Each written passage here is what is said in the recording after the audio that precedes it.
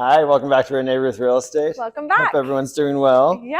Renee, how are you? You're Today cold. I have my hot coffee because I don't understand why Chad's like it could be sub-zero temperatures and I'll still drink iced coffee. Still drink my iced. I would drink it, but it's halfway to keep my hands warm. That's fair. That's like I do in the morning though. Like I still drink hot in the morning. Oh, you do have a hot. Yeah. Any other time though, it's always iced. So. Oh, well, our world's iced over for a minute. It's true. Like first day springs tomorrow and we're freezing. I don't know. Makes no sense. And it was 80 degrees last week. Whatever. Yeah, I know. We always do a weather update. We do. And the weather love update it. This is where we are. This is where we are currently. Here's where we're at. Well, today we decided, because we had talked the other day about it, we want to talk about stock.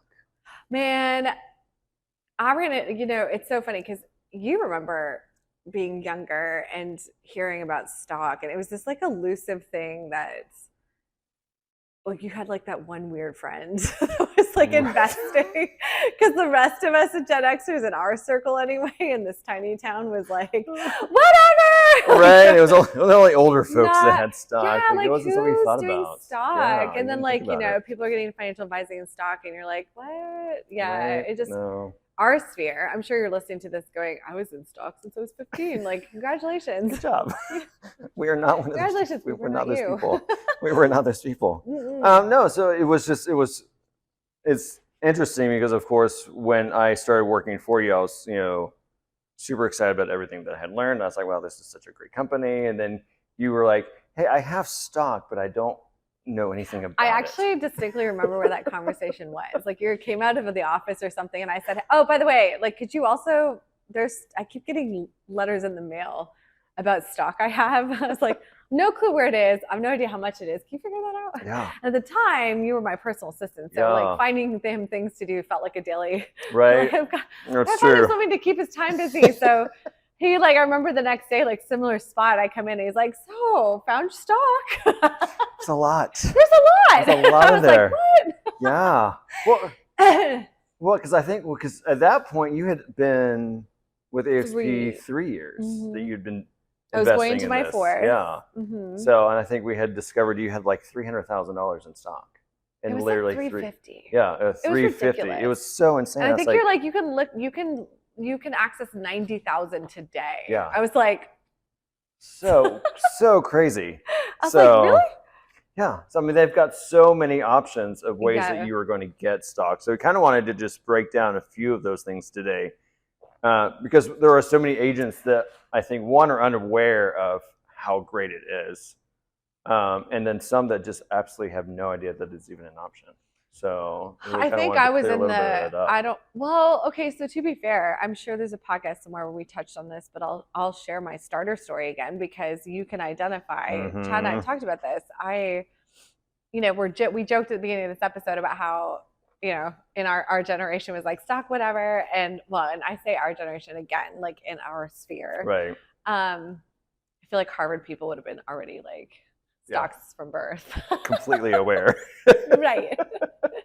Like backstory, my mom actually hooked me up with somebody before she passed that was at the school, and he taught finance, and he got me stocks. And I'd been working, and I got I put money away. I don't remember much. I just remember in the end there was $2,000, and when I moved here, things had changed in my family. My mom had passed, and I needed a car, and the $2,000. It seemed logical to take the $2,000 out and buy the car. And then looking back, should have figured out how to get a car and left it there. Right. So I don't know what I even had invested in, but that was like the only thing that had happened. And then you can see like my life took a turn, and the person influencing that wasn't in my life anymore. And so I didn't have that influence again, which is why I didn't see the value when my friends in college were getting jobs at Starbucks and talking about, the equity program. Yeah. And how they were able to be shareholders in Starbucks, and every time that they got paid, they could take a piece of that and put it into their, their biweekly check into stock. And so I said to Chad, I was like, "You worked at Starbucks for a long time." I was so unaware of anything. I mean, it was the whole thing where it's like, okay, yeah, it's there, but I didn't know I didn't know anything about stock. I didn't understand how it worked. So when you worked for Starbucks, did they ask if you wanted to opt in? Right, like you had to opt into it. Okay, so somebody said, "Do you want to?" Yeah, so like, do you want to opt in? It's like late 90s. No, it's too early 2000s. Like this was like probably mid 2000. Like I think it was like 2006, 2007. So they've been traded for a while, but still, you're with a company that's like, hey. Right, and because I think you got we called it Beanstalk. Really? Starbucks, yeah. So it was called like this little bean that grows. Right? And so we had Beanstalk. Oh, to the huge amount of money in the sky. Right. Okay, yeah. And so I think at that point, they gave you a certain amount of stock when you started working there. I don't think things have changed now, but I think you got a little bit when you started, but you had to like set up like your brokerage account and all of that, which I never did. Any of it? Didn't opt into anything. Are you sure there isn't money floating? No, I went back and checked. Because I literally did not set it up. Like I literally did nothing. That's why I set up yours to make sure you had it. I didn't set anything up. I didn't understand it. I was like, I think growing up, I remember I had an aunt that would give us bonds for like birthday gifts, which I thought was so stupid. I was like, why is she buying me a bond? And I remember cashing them out as soon as they vested. Because I was like, I just want the money. No one taught me anything about stock, how it worked, how that made any sense. No, so I had that tiny experience in high school. My father, bless his heart, had many things going on, losing a wife. So, that wasn't a priority in his space either. And it was just go get a college degree, get a job. Right. That's what we were told. Yeah. If you're not getting a college degree, go work. So we just didn't have that influence. Yeah. And so my friends who were telling me about their Starbucks jobs, and all I remember is I'm trying to scrape together enough money to buy my coffee every day.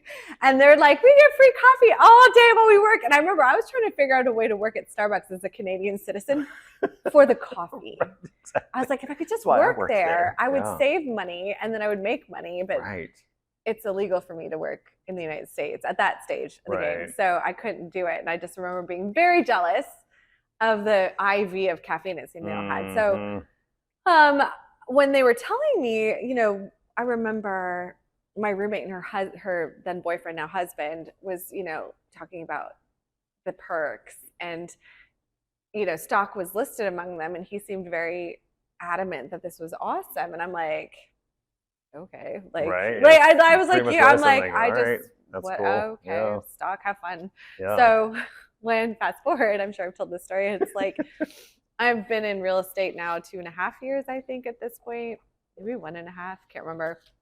And I've been hearing about this company that offers stock, right? And even then, it was like, okay, like it still hadn't clicked until this old roommate and her boyfriend, now husband, come into town. They've been married now for what, 20 years, 15 years. Yeah. They'd worked at Starbucks probably 10. At least collectively, they probably had 17 between them. Because she left before, or he left before she did. I can't remember. But either way, it was a significant amount of time. And they came out to see me, and they're like, let's go to dinner or lunch or whatever. And it was, Mexican. How expensive is that? And I was like, whatever, you guys, I'm making good money now. Look at me, right? Like, I'm making good money now. I got you. I got the top, right? She looked at me deadpan, and she's like, no, Renee, we're millionaires off our Starbucks stock. We've got you. I said, you're what? Oh, I was like, what did I do?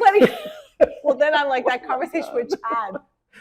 You could have so much money now. Like, oh my gosh, just that, like, what? So I saw this company that's offering, or any company that's offering stock in a whole new light. I was like, wow, that's really setting up both parties for success, because it's not that the company's losing by offering this to their employees. They're adding value by providing value for the employee. And so I kind of was like, you know what, let me explore. At the time I was looking to change. I'm like, let me explore all the companies that are out there and see what they have to offer. And the one thing that nobody else could offer was the stock option. I had a couple say, yeah, we're going to be publicly traded. I'm like, do you know how hard it is to be publicly traded? That's like, it's like me being like, yeah, I'm going to be a billionaire next week. Like, you know how hard it is to be a billionaire? Like, you can be one, but you're not going to. So, publicly traded is a huge amount of hoops. In fact, they were traded, but it wasn't offered to the Right. Yeah, they were agents tried, themselves until 2017. Yeah, I think it was 2013 when they started, but it wasn't offered until 2017. For 5 years. Yeah, like shortly after I joined, they had gone public to the agents. Right. So yeah, so like I kind of seen it work, but this is so funny. Even in knowing the importance of it, I didn't set any of that stuff up. Like I knew it was going somewhere. I'm like, I don't know where it's going. I actually still do not. If Chad disappeared tomorrow, I'd be like, so where is it? Right, it's just there somewhere. Chad knows. Where's Chad? So yeah, I mean, so we both come from a place where we didn't understand the value of stock. Had no idea, and I'm like, wow. So when I had learned more about this and what they were offering, I was like, oh my gosh, this is amazing. And then once I saw the proof of it in your account, I was like, oh my gosh, this is huge. And you weren't even like, you knew that it was being pulled from your commissions each transaction. Yeah. But it was just something that was just happening in the background. I didn't even feel it. Yeah. So, it's not even like, I also don't nickel and dime my life. So I think if you're someone that's counting every last commission cent, you might be like, because it's being taken out. But I'm not like that. Like if it's the difference between 8,000 and 7,500, right. but that 500 in stock, I mean, it's huge over time. Yeah. So I'm trying to make up for the mistake I made in my teens. Oh, exactly. Well, because the great part about eXp is that they allow you to use 5% of your commission check to buy stock at a 10% discount. Let's repeat that. So I literally had an agent join, and we sat in here yesterday to fill the paperwork out for her to join. And she was like, equity share, equity. Should I do? I was like, click yes. Click yes. Don't even ask questions. Just click yes. You're not going to miss it. I promise. And she may fuss about it, and then I'll have to remind her to go listen to this podcast. Right. Because I'm like, just click yes, because they do. You're buying it at a discount. Now that means like you had to wait for the bond to mature. Right. It's the same with this. Yeah, you're like, exactly. It has to vest for 3 years. Because you're getting it at a discount. Right. So they have that. Those are the stock gods rules. And so you have to wait that long. But I mean, I'm getting emails every month. Right. This is vested. It's vested. Like I could go take, and it's kind of like there was this, I don't know if anyone listening watches Schitt's Creek, but when Alexis is like, Eugene Levy is like, oh man, they bought too much milk. And Eugene Levy's like, no, she's like, are we in trouble financially? He goes, no, I just have to liquidate some stuff. And she goes, I've dated enough Wall Street losers to know that if we're liquidating, it is not good. So I think about my stock that way. I'm like, you're not touching the stock. I don't care what you think you need to do. You're not liquidating. No, not doing it. Wall Street losers. That show's so we great. don't want to liquidate. No, we're going to let that sit till we're like old and gray, and then we're going to go buy our beach house in some ocean front. And yeah, because it's literally almost like it's like a stream of income. Like it's like a savings account. It's a 401k for agents who don't have that. You're an independent contractor. Yeah. Nobody's looking out for you. No. So just to kind of break down even further, it's insane how much they give you guys. Like it's literally insane. So you get $250 worth of stock when you join. That's just right out. The agent who joins gets $250. Yeah, so literally right out that agent yesterday got $250 stock. $250 in stock. And then you get, the first transaction you close on. So you're getting $250 right out of the gate just because you signed up. And then you close your first transaction, you get another $200 in stock. I mean, and then it just keeps going. So then you reach your annual cap commission, which is $16,000 in if you're in the brokerage United trades. States. Yep. You get $400 more worth of stock. Oh, I didn't even know that. When I cap, they just give me $400? Cap, you get $400 in stock. So, and just then capped again. There you go. Yeah, you did just cap again. I saw that. So, and then if you introduce, sponsor an agent, and they sell their first home, you get another $400. So when Kelly signs her sells her first home, then you get another $400. That makes, and we talked about this earlier, that makes sense because if I'm bringing somebody in, it's easy to bring in an agent. It's harder to bring one in and have them sell. Yeah. So if I'm bringing one in, so for example, Fred's about to close on his first property, which means I'll get another $400. And again, he'll get $200. And he'll get $200 in stock. So yeah, like it's a little mind blowing when you try to start to put the numbers together. And again, I'm not like a micro detail person, so I just hear, oh, good, all good, good. It's so crazy. And then literally, you can also get your broker paid commission back if you go to the 2 annual conferences and you get that money back in stock. So, and correct me if I'm wrong, when it's been, and things change, but it's been that when you cap, and then in my area, it's selling 20 more houses. Right. then it's what's called icon. So when you close on the 20th house, they actually give you 8,000 in stock for iconing. Right. Correct. So congratulations. Here's 8,000 in stock. And then that other 8 is what you would get. Well, the next 4, 2 and 2, are for both conferences, which is why I'm on the fence about hauling down to Florida for like 2 days just to get the stock. I'm like, what's a drive for 2,000 in stock? Because I don't know how badly I want to fly out to Vegas. That was exhausting. That was a lot. It was exhausting. Vegas is exhausting. But yeah, like, so if I just go check in and attend the conference in Orlando, it's 2,000 in stock. And then if I go to the one in Vegas, it's 2,000 in stock. Right. And so then, now mind you, you're probably going to pay, you know, 1,000 to 2,000 to get to these things, especially Vegas. Like it was probably 3,000, 3,500. So you're going to pay, but then you have to think about that. That's like the upfront cost, right? But that 2,000, if you let it vest, will more than exceed the cost it took to make that trip. Yeah. Well exceed the cost it took to make that trip. You know, because you have to pay to go to the conference, which is like $500 or $600. La la la la. So it's genius because it gets them to get people to attend these conferences on their dime, which is a write-off. And if you're in America, you need them. The last 4 to equal your 16 is the mentorship. Right. Like you have to meet, and that's the piece of the puzzle that I really struggled to cut. Like I'm so busy, it's so hard to keep up with how many, la la la la. So I kind of like, I'm available as a mentor, but I don't like, if I get it, I get it. If I don't, I don't. Right. You know, no, it's true. It's just one more thing. But I mean, that's the point though. They're giving you endless opportunity. They are. It's just whether or not you're taking it. Kind of like Starbucks gave you the opportunity. I can't believe that nobody that hired you didn't have like a little, like what I tell the people when I bring them in. I know. I can't believe nobody was like, no, I I even worked with John, and John never said anything to me about it. He may not have known though, because you would have signed that when you came in. No, right, but I mean, it's odd that there weren't even conversations beyond that amongst each other. Yeah. Be like, my stock's like my stock is, da-da-da. blah blah blah. I'm like, I just never, and it could. I mean, honestly, it could have just been that I wasn't in the mindset. So you weren't even hearing it. Like I wasn't even hearing it. Like it didn't even. Like I wasn't even like. I'm like, yeah, okay. That's it's not cool. like John brought it up every day. It's just, you know, it was a selling point for him. Yeah. And I didn't see it that way. Right. Yeah. No, and that's the thing. Like it didn't. I was just a here and now guy. I was not. You've been that for quite a while. So it wasn't like, let's look at the future. What are we going to do? I was like, you know, because again, if you weren't in a great financial spot, I mean, they're not paying you a lot of money to work at Starbucks. So you're looking at getting what little bit you made. So it's like whatever I was getting in my check, I'm like, I need all these pennies. Whereas now I'm like, did I? That's always the question. It's like, did I really need it? Or could I have just given that I up? can't go to Orlando. Could I not? Could I not? I'm like, come on. So I mean, that's the thing. Like any agent interested in doing this needs to look at the fact that this is building future.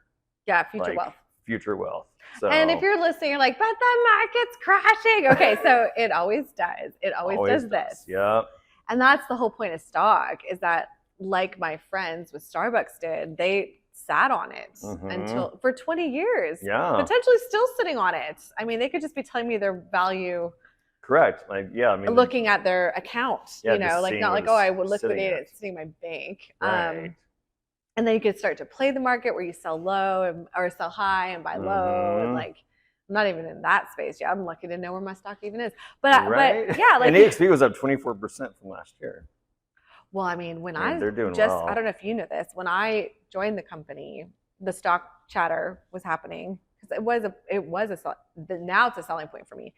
And I looked at the stock and it was $9. And I remember I was telling somebody about the stock and they're like, so how much does it trade at? I'm like, we've only had access for a year. It's $9. Like, it's not 60 cents.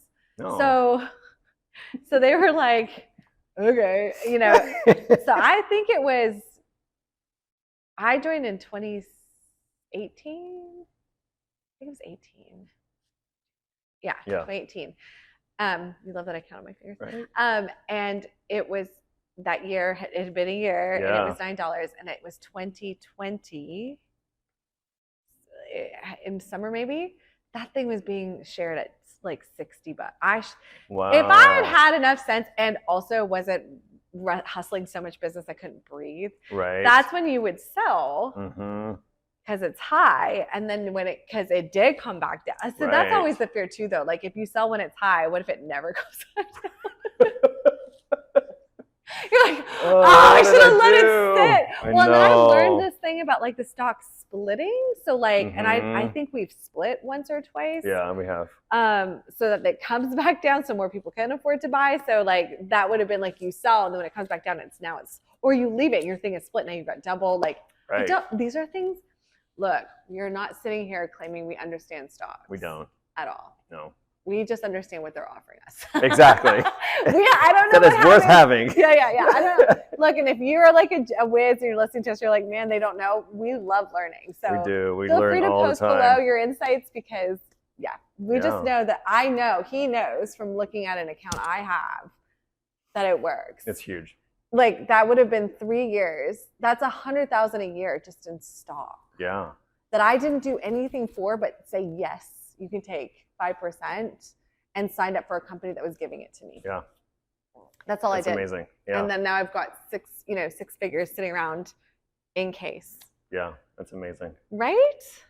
I love it. No, I mean, that's the thing. I mean, it does not take that much to do. So again, even if you're only selling a few a year, you're just taking 5% of your commission out of each of those homes and investing in your future. Which is not probably doesn't feel the same as it would have at Starbucks when you're hardly making any money. Right, exactly. Like we make, we work really hard. But the good money that we make, a 5% dip into that, like I said, I don't feel it. No, it's not anything you're gonna, I don't feel it. So no, I love it. Well, there you go. There you go. That's stock for us. We decided to come on and I said to Chad, I was like, I didn't understand the stock, and I've run into agents around the world actually when I'm talking about this company, and the fact that like you could be an agent in Dubai collecting stock on the United States stock market. Like that's so crazy. Yeah, like that this company will do that for you. And they're like, I've had agents that are like, I don't care about stock. And I'm like, are you sure? Right. Do you understand it? What? Yeah. So we thought we would do this to kind of like break down. Yeah. And like, and be vulnerable. Like we are not super smart about the money stuff. Like we just didn't grow up in an environment that was taught. So, we were just taught to work hard. Right. Exactly. Which is what we did. Now we're trying to work smarter. Exactly. Oh, you want a fun fact? Yeah. Fun fact Friday. Fun fact Friday. Do you know the most expensive zip code in America? 90210. It is not 90210. Okay, so we just dated ourselves. Yeah, we did. Because and if you don't know what that is, you missed out on an era. You missed out. You missed out on an era. No, that's what we were always taught to believe, that 90210 was the most expensive. Well, I mean, that TV show did a whole lot to believe. It really did, but it is not. Is it in Manhattan? No. So the most expensive zip code in America is 94027, which is in the Bay Area, San Francisco. San Francisco? Mm-hmm. The median home value is more than $7 million. Let's go be realtors there. Right? What are the splits? What are your commission splits like? What are we getting in commission? Do you need new agents? Right? Is that not crazy? I would not have thought San Francisco would have been the most expensive. And if that's the median? Right, that's what I'm saying. Homes a lot more than that. I need to get that. I need to go on realtor.com and check those houses out. Go look at we see what's available in that zip code. Oh my gosh. That's so wild. Yeah, I had no idea. That's wild. Actually, I think 90210 was Hollywood, wasn't it? Yeah. Hollywood is not fancy. It is not fancy. I've been there. I was actually super let down because the 90s taught us otherwise. Like Beverly Hills, Beverly Hills, Be careful. Not Yeah, but Scottsdale, Arizona. Scottsdale is beautiful. And pricey, I thought. And very pricey. Manhattan, although we're looking at possibly. We're looking at Manhattan. Okay, so maybe go San Fran. Love that for you. Well, thank you for joining us. Love to hear your comments and thoughts. Yes. See you next week. Cheers.